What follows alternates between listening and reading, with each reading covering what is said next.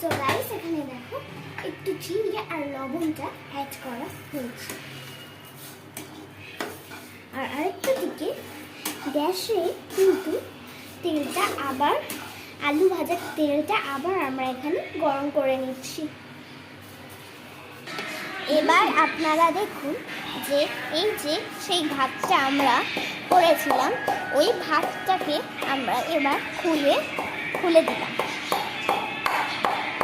ভালোভাবে দেখুন ভাতটা কিন্তু হয়ে গেছে।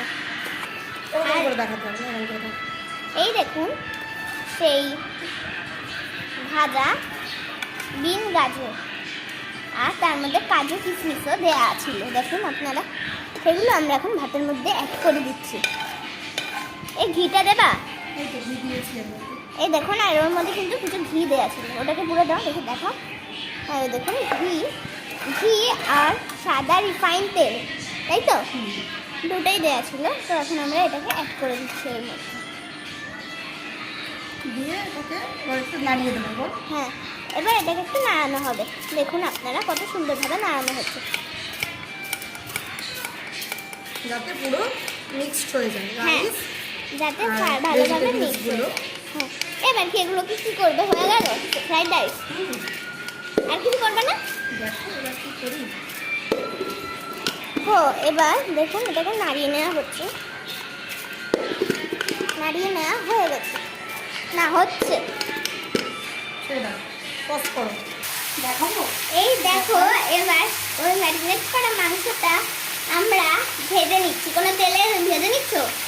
হ্যাঁ, সর্ষের তেলে আমরা এইবার মাংসটাকে ভেজে নিচ্ছি। দেখো সবেই আমরা মাংসটা এখানে দিচ্ছি।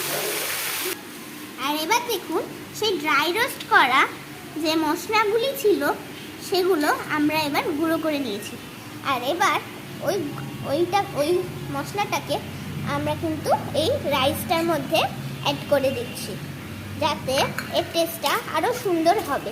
আর আবার একটু ঝাঁকিয়ে নেওয়া হচ্ছে যাতে এটা পুরোপুরিভাবে মিক্স হয়ে যায়। দিয়ে দিয়েছি। এবার এটা দেখো, এটা কি? এটা হচ্ছে মিঠা আতর।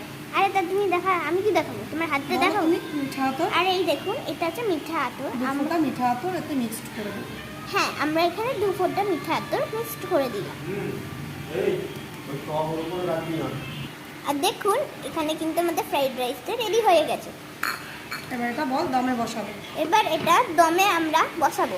চলো, এবার কিন্তু আমরা ফ্রাইড রাইসটাকে দমে বসিয়ে দিয়েছি।